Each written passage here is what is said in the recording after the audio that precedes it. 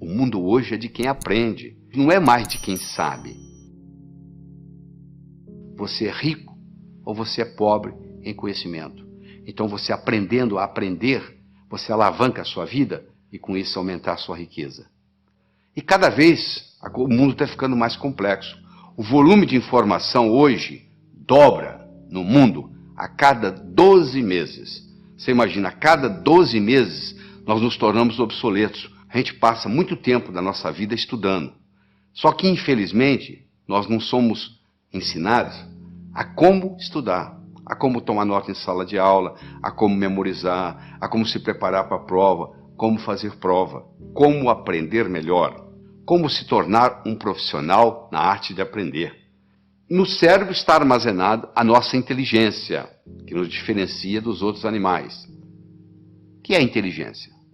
Eu estudei 18 jovens que tiraram o primeiro lugar no vestibular em diferentes capitais do Brasil. Você imagina que em 40 mil candidatos, uma pessoa tira o primeiro lugar. Essa pessoa, ela tem algo diferente. Existem várias características. Uma delas é que eles tinham uma inteligência lógico-matemática diferente. Ou seja, a capacidade de raciocínio era diferente. E a boa notícia é que nós podemos desenvolver a nossa capacidade lógico-matemática. Eu vou te mostrar como que isso é feito. Já que nós estamos aqui como aprender melhor, eu quero fazer um comentário sobre o ômega 3. A importância do ômega 3 para o cérebro. Os neurônios têm como principal nutriente o ácido graxo ômega 3. Hoje nós temos 20 vezes mais ômega 6 do que ômega 3. E isso causa uma série de problemas, inclusive problemas de aprendizagem na escola. Muitos alunos têm problema de aprender na escola porque tem excesso de ômega 6 ou deficiência de ômega 3 no cérebro. Então a pessoa que ingere maior quantidade de ômega 3 tem a facilidade de aprender mais. No processo de aprender, tem 3 modos básicos. Ou a gente aprende olhando, ou a gente aprende escutando, ou a gente aprende fazendo. Nem todo mundo aprende do mesmo modo. Tem pessoas que são visuais. Bate o olho, está resolvido. Tem pessoas que são auditivas, só precisa escutar. E tem pessoas que precisam fazer. Então você pergunta assim, tomar nota em sala de aula é bom ou ruim? Eu falo, depende do seu tipo de aprender. Olha que interessante. Às vezes uma família tem uma criança, um filho, todo mundo na família sabe que aquela criança é super inteligente. E a criança não se dá bem na escola. E vem reclamações, etc. e tal. E aí eles taxam que essa criança tem uma dificuldade de aprendizagem. Só que essa criança, muitas vezes, ela é sinestésica. E o sistema ensinado na escola, em geral, é audiovisual. Esses que não estão sabendo ensinar. E isso faz uma diferença enorme. Às vezes você está aprendendo do modo errado. Às vezes você não é um estudante brilhante, porque você está tentando aprender num canal diferente daquele que é característica sua. Eu quero falar sobre uma outra coisa muito importante aqui. Infelizmente, aquilo que a gente aprende na escola, se você fizesse hoje uma prova, a última prova que você fez como estudante na sua vida, se você repetisse essa prova hoje, você não ia tirar nem metade da nota que você tirou naquela época. Você esqueceu por quê? Porque você aprendeu só um lado do cérebro. Tudo aquilo que eu aprendo com os 2 lados do cérebro fica comigo para o resto da vida. Se eu aprendo a andar de bicicleta, mesmo que eu passe 20 anos sem andar, se eu subir numa bicicleta, eu ando. Se você entender claramente o que o professor está ensinando na aula, você não precisa estudar em casa. Você já tem o material pronto. Como que eu vou? O que eu tenho que fazer? Eu vou anotar palavras? Eu vou anotar números? Não. Você não vai anotar nem palavras, nem números. Você vai anotar ideias. Então você tem que colocar um disco quebrado na sua cabeça quando você está assistindo a aula, e o dia esse disco quebrado só diz uma coisa: o que ele ou ela quer que eu aprenda desse assunto. O que ele ou ela, professor, professora, quer que eu aprenda desse assunto. Esse disco quebrado vai ficar rodando durante todo o período da aula que você está assistindo. E você vai anotar não mais palavras ou números. Você vai passar a adotar ideias. Esse aqui é o grande segredo. Uma outra coisa muito importante aqui é sobre o movimento dos olhos. Você já percebeu que à medida que você vai conversando, os seus olhos estão movimentando em todas as direções? Pois é, basicamente, nós podemos colocar os nossos olhos em 9 posições diferentes. Você pode olhar para cima, para a esquerda, para o centro, para a direita. Você pode olhar na horizontal, para a esquerda, para o centro, para a direita. Você pode olhar para baixo, para a esquerda, para o centro, para a direita. Bom, vamos tirar as posições centrais, porque não tem nada a ver com a nossa conversa aqui hoje. Sobram 6 posições. 2 para cima, 2 na horizontal, 2 para baixo. Não é verdade? Todas as vezes que você movimenta os seus olhos para cima, você ativa a parte visual do cérebro. Toda vez que você move os seus olhos na horizontal, você ativa a parte auditiva do cérebro. E toda vez que você olha para baixo, para a sua direita, você ativa a parte sinestésica do cérebro. Então, se eu, por exemplo, quero recordar algo, qual foi a cor da camisa que eu usei domingo passado? Pode ver que na mesma hora meu olhar vai subir. Vai subir para quê?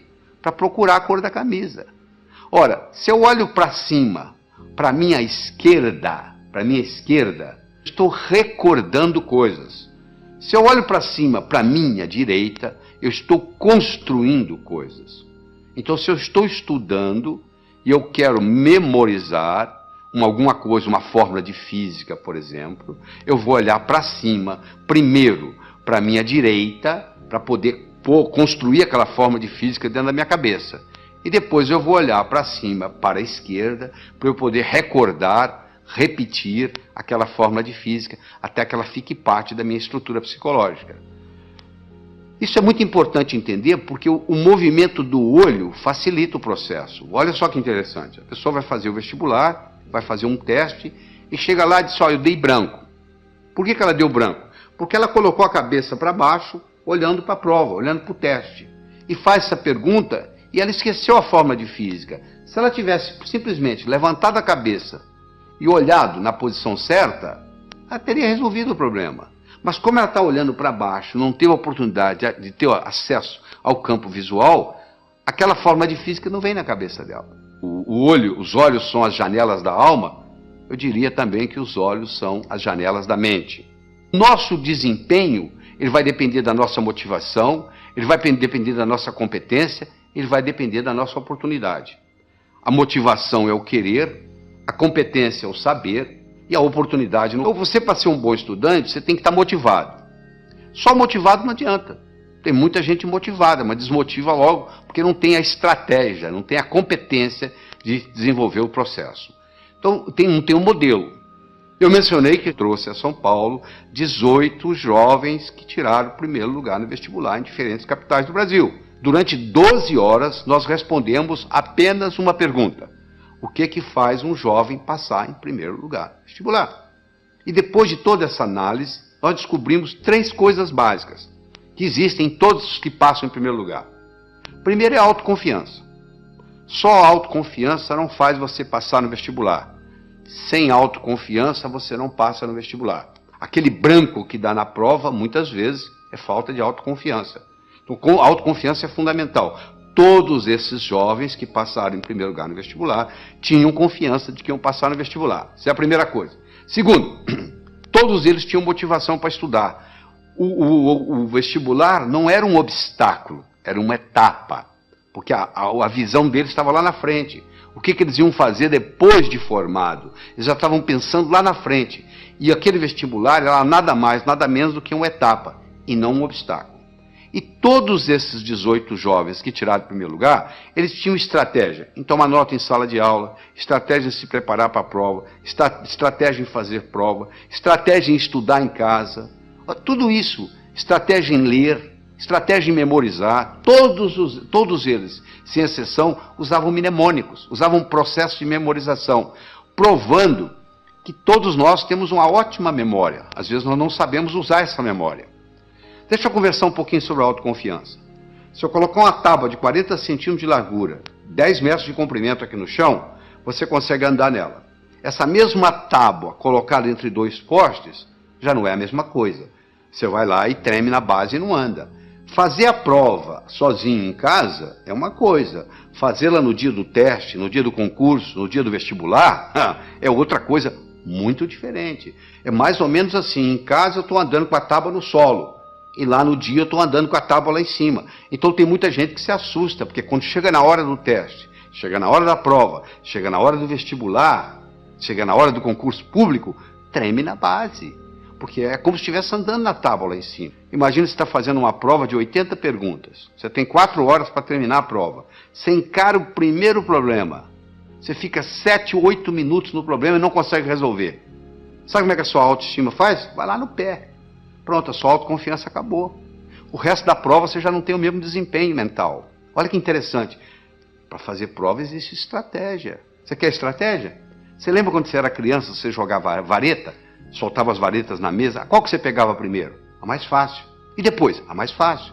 E depois? A mais fácil. Você não ia buscando a mais fácil? Então, na prova é a mesma coisa. Você tem que pegar a prova e dividir ela em questões A, B e C.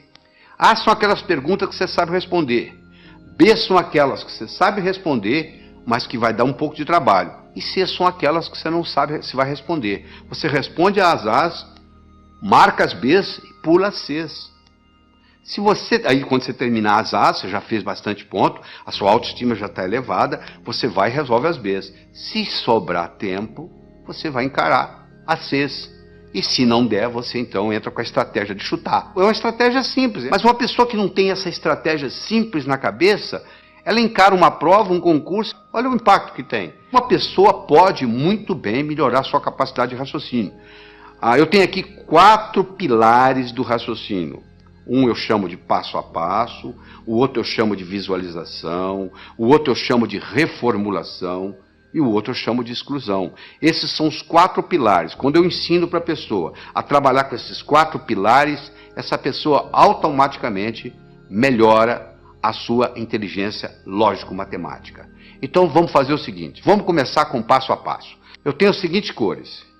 Eu gosto do laranja mais do que eu gosto do vermelho. Eu gosto do verde menos do que eu gosto do azul. Eu gosto do azul menos do que eu gosto do anil. Eu gosto do vermelho menos do que eu gosto do violeta. Eu gosto do verde mais do que eu gosto do amarelo. Eu gosto do violeta mais do que eu gosto do anil. E eu gosto do laranja menos do que eu gosto do amarelo. Qual é a minha cor favorita? Olha que eu tenho aqui só 7 cores. Imagine se eu tivesse 70 e fizesse esse raciocínio. Olha onde que você chegaria. Você pode começar a trabalhar nisso aí, se você vai ficar, tem gente que leva meia hora, 1 hora e não consegue chegar à conclusão, porque não pegou o modelo ainda. Eu vou lhe ensinar o modelo, você vai resolver isso em 10 segundos. Porque é muito simples, olha como é que o modelo é simples. A primeira está escrita assim, eu gosto do laranja mais do que do vermelho. Então laranja passa a ser a minha cor favorita. Eu vou procurar onde é que tem laranja, vai lá no 7 tem laranja. Lá está dizendo que eu gosto mais do amarelo do que do laranja. O amarelo passa a ser a minha cor favorita. Eu vou procurar onde tem amarelo. Eu vou lá no 5, tem amarelo. Eu gosto do verde mais do que do amarelo. O verde passou a ser a minha cor favorita. Vai lá no 2, onde está o verde. Olha lá. Eu gosto do verde menos do que do azul. O azul passou a ser a minha cor favorita. Eu vou onde tem azul. Eu vou lá no 3, tem azul. Eu gosto do azul menos do que eu gosto do anil. Anil passou a ser a minha cor favorita. Eu vou lá no 6, olha lá. Eu gosto de violeta mais do que eu gosto de anil. Violeta passou a ser a minha cor favorita. Eu vou lá no 4, onde tem violeta, e confirmo. O violeta gosto mais do que o vermelho. Com a conclusão que eu cheguei, a minha cor favorita é o violeta. Olha que bacana. Na hora que eu criei esse esquema, pronto, agora ficou fácil. Eu tenho um modelo, sabe por quê? Eu aprendi a pensar passo a passo. Esse é um jeito. É aprender a pensar passo a passo. Você já deve ter aprendido o teorema de Pitágoras, né? O quadrado da hipotenusa é igual à soma dos quadrados dos catetos. Se a minha hipotenusa é 5, que no caso aí é o A, o quadrado de um dos catetos é 4, 4 vezes 4, 16, do outro é 3, 3 vezes 3, 9, 16 e 9, 25, o quadrado de 5 é 25. Não é isso? E daí? O que eu vou fazer com o quadrado da hipotenusa é igual à soma dos quadrados dos catetos? A aplicabilidade que isso vai ter na minha vida? Olha aí na figura. Você está vendo aí, ó? Está aí a hipotenusa, que são 25 quadrados. Um cateto, que é o B, é 4, dá 16 quadrados. O outro é 3, dá 9. 16 e 9, 25. Se eu estou numa arquitetura, numa construção, eu quero construir 2 salões que correspondem a um terceiro.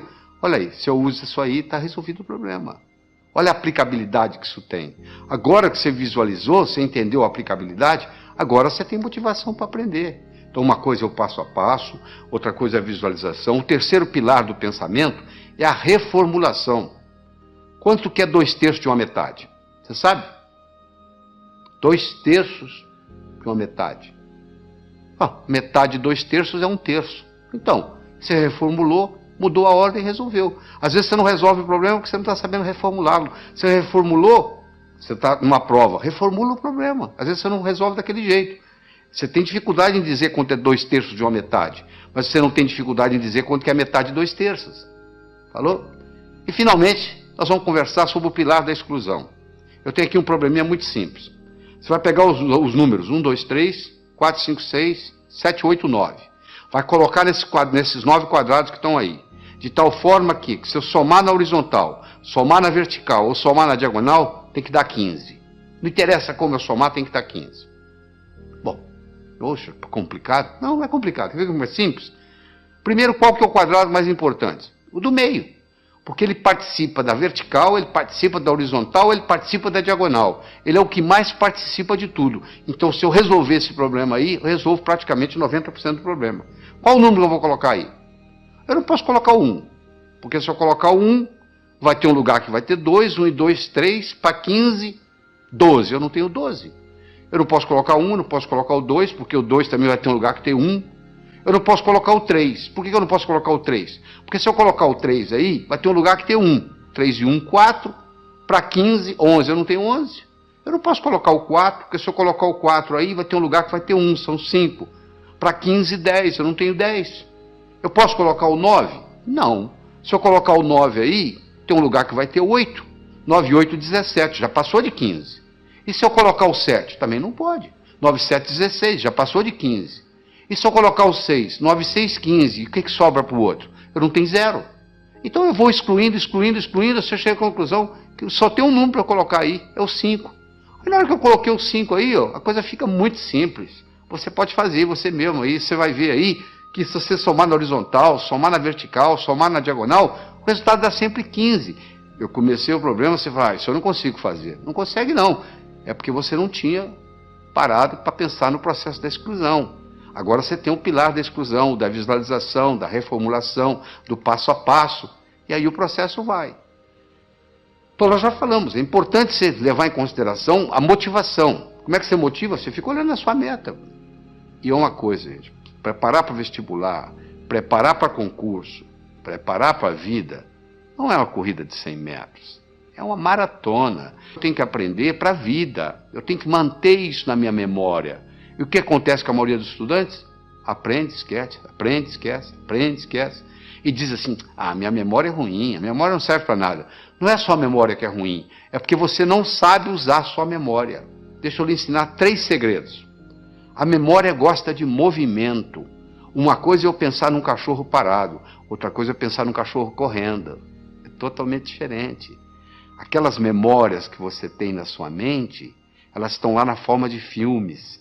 E não na forma de slides. Se você memoriza coisa parada, você esquece. Se você memoriza em movimento, você vai se lembrar sempre. Segundo, existem estudos mostrando que o professor que trabalha com giz de 2 cores aumenta em 19% o desempenho da classe que ele está lecionando. Porque você usando mais de uma cor, você estimula outras áreas do cérebro. Se você trabalha só com preto e branco, você está trabalhando com a área esquerda, o seu hemisfério esquerdo do cérebro. Se você trabalha com colorido, outra cor qualquer, você está trabalhando com o lado direito. Então você procura estudar com a caneta de pelo menos 2 cores. Terceiro, você tem que exagerar. Uma coisa é você pensar num cachorro, outra coisa é você pensar num cachorro do tamanho de um elefante. Ora, se eu vou guardar uma fórmula de física, eu imagino a fórmula de física do tamanho de um prédio. Eu coloco ela na minha cor favorita e eu ponho ela piscando. Aquilo nunca mais sai da minha cabeça. Eu vou memorizar um telefone, eu imagino os números do tamanho de um prédio. Eu imagino os números coloridos, eu imagino os números piscando. Pronto, aquilo ali memoriza. Então não existe a história de memória ruim. Todos temos uma boa memória. Se você tem um carro novinho e você não sabe dirigi-lo, não vai ter nenhuma utilidade para você. Você não vai culpar o carro. É a sua habilidade de dirigir que tem que melhorar. A sua memória não tem problema nenhum. Só que você não sabe usá-la. Isso é diferente. Então ela gosta de movimento, ela gosta de cores, ela gosta de exagero, ela gosta de mnemônicos. Todos esses jovens, 18 jovens que eu estudei, que tiraram o primeiro lugar no vestibular, todos eles, sem exceção, trabalhavam com mnemônicos. Você quer ver um mnemônico simples? 30 dias tem abril, junho, setembro e novembro. De 28 só há 1, todos os demais 31. Pronto. Se o mês tem 30 ou tem 31 dias, está aí para você na tela aí, o mnemônico para você olhar. Então você tem que criar seus próprios mnemônicos, um jeito de você fazer para facilitar a sua memória. Todos os 18 jovens não só trabalhavam com mnemônicos, mas trabalhavam com fichas de revisão. Eles faziam verdadeiros baralhos, baralho de física, baralho de química, baralho de biologia, e eles iam colocando aquilo ali, fazendo toda noite antes de dormir, eles faziam uma revisão. A medicina mostra que os últimos 20 minutos, o que você vivencia nos últimos 20 minutos antes de dormir, rumina na sua cabeça a noite toda. Se você estuda o dia inteiro, vai assistir televisão e vai para a cama, o que vai ruminar não é o que você estudou durante o dia, é a televisão que você assistiu. Então você estuda o dia todo, assista a sua televisão merecidamente, volta à mesa de estudos, estuda mais 10, 15 minutos, aí você vai para a cama, aí você vai passar no concurso, você vai passar no vestibular, porque você está ruminando a noite toda aqueles 15 minutos de revisão. Repetição é a mãe do aprendizado, não é verdade?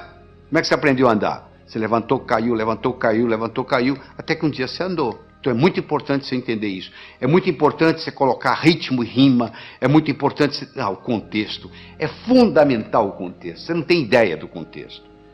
O contexto é assim, quer ver? Onde é que eu coloquei a chave? Onde é que eu coloquei aquela chave? Você não consegue se lembrar. Aí de repente você entra naquele quarto. Coloquei ali. Porque você entrou no contexto onde estava a chave. Ora, se eu estou lá na prova, eu estou tentando lembrar aquela fórmula de física, eu não consigo lembrar a fórmula de física, não consigo me lembrar... Aí eu fecho os olhos, me transporto para a minha mesa de estudos, lá onde eu estudei aquela fórmula, de repente vem na cabeça. Isso é um truque espetacular para a memória. E outra coisa importante é a respiração ajudando na memorização. Nós desenvolvemos uma respiração que eu digo assim, inspire em 4, segure em 4, solte em 4. Por quê? Porque naquela posição que você fica para estudar ou para fazer prova, depois de um certo tempo, o oxigênio no seu cérebro começa a cair. E você sabe que o cérebro ele exige oxigênio e glicose para funcionar. São os dois combustíveis que o cérebro usa. Faltou oxigênio, o desempenho não é o mesmo. Faltou glicose, o desempenho não é o mesmo. Respira em 4, segura em 4, solta em 4, 4 vezes, reoxigena o cérebro, aí você abasteceu de novo para mais 40, 50 minutos. Isso faz a diferença, às vezes, entre passar e ter que fazer o cursinho no ano que vem, novamente. Deixa eu falar um pouquinho sobre leitura. 80% ou mais daquilo que você vai aprender na sua vida, você vai aprender através da leitura. Nós temos 3 tipos de leitura. Você faz a leitura do prazer, a leitura crítica e a leitura específica. Você vai procurar uma coisa específica e vai lá e pesquisa. O problema é que nós, brasileiros, temos uns vícios muito grandes com a leitura. Nós temos problema com a velocidade da leitura, temos problema com a compreensão e temos problema com a memorização. Essas 3 coisas estão juntas. Velocidade, compreensão e memorização daquilo que lemos. Então deixa eu mostrar uma coisa. Primeiro, a gente aprende a ler palavra por palavra, não é verdade? Nós aprendemos a ler palavra por palavra e aprendemos a ler em voz alta. Aí nós começamos a ler em voz alta e os nossos pais dizem assim, não, para, você já leu bastante, lê agora em voz baixa. Só que você diminui o som, mas continua lendo com a garganta. Esse fenômeno recebe o nome de subvocalização. Só que a nossa garganta não permite falar mais do que 180, 190 palavras por minuto. Se você lê com a garganta, e a maioria lê, porque se você colocar uma pessoa lendo em silêncio e colocar um eletrodo aqui na área da laringe, você vai perceber que à medida que ela vai lendo, ela vai ativando a laringe. Se você tem esse vício de subvocalização, você está limitado a 190 palavras por minuto. Olha que interessante. O nosso cérebro chega a pensar 1000 palavras por minuto. Se a nossa garganta só trabalha com 190 palavras por minuto, ou seja, se eu sou limitado a ler 190 palavras por minuto, e o meu cérebro é capaz de pensar 1000, eu passo a maior parte do tempo fazendo o quê? Divagando. Eu fico desatento. Por incrível que pareça, quando eu aumento a velocidade de leitura, eu aumento a minha capacidade de concentração. Existe um outro vício na leitura, que é o chamado de regressão. O meu olho está sempre voltando, está sempre voltando, está sempre voltando, e eu perco um tempo danado nisso. Esses processos, então, o palavra por palavra, o subvocalização, a regressão, são problemas que prejudicam intensamente a nossa velocidade de leitura. Então eu vou recomendar a você aqui, para você pegar o jeito. É como andar de bicicleta, você tem que colocar a rodinha primeiro, você vai virar o livro de cabeça para baixo, e você vai ler com as mãos, usando a mão como orientação, e ler de cabeça para baixo. Só para você pegar o jeito, você pegar a mecânica, e no pegar a mecânica, aquilo faz uma diferença. E de vez em quando existe um exercício muito interessante, que se você esfregar uma mão na outra, esfregar até esquentar, faz aí, você que está me assistindo, faz aí, vai, até esquentar, aí você coloca em cima dos olhos, na mesma hora você descansa o globo ocular. Faz isso umas 2 ou 3 vezes, que vai fazer uma diferença enorme na sua leitura. Use mapas mentais. O que é mapa mental? É o modo como o cérebro aprende. Isso alavanca tremendamente. Entra na internet, faz uma pesquisa de mind map, ou um mapeamento mental, e você vai aprender a fazer esse processo, como se fossem árvores com seus galhos. Outra coisa importante, o aprendizado é mais eficaz quando ele é divertido. Você tem que se divertir. Você não pode estudar de mau humor. Você tem que substituir suas anotações lineares por mapas mentais. Você tem que procurar trabalhar com pelo menos 2 cores diferentes. Você tem que associar sempre a teoria à prática. Você tem que fazer períodos de estudo de no máximo 50 minutos, com mais ou menos 12 minutos de descanso. Depois de 50 minutos, o rendimento cerebral cai tremendamente, você continua a aprender, mas não retém. Faça resumo de ideias em fichas de revisão e revise-as diariamente. Todo esse processo está aí, ó. É você aprender a aprender. Isso é que é importante, é aprender a aprender. Isso é que interessa. Porque depois que você aprendeu a aprender, você se torna o capitão do seu navio, meu amigo. Você aí, o limite, o céu é o limite. Você não vai depender mais de ninguém. Você é rico ou você é pobre em conhecimento. Então, você aprendendo a aprender, você alavanca a sua vida para poder adquirir mais conhecimento e, com isso, aumentar a sua riqueza.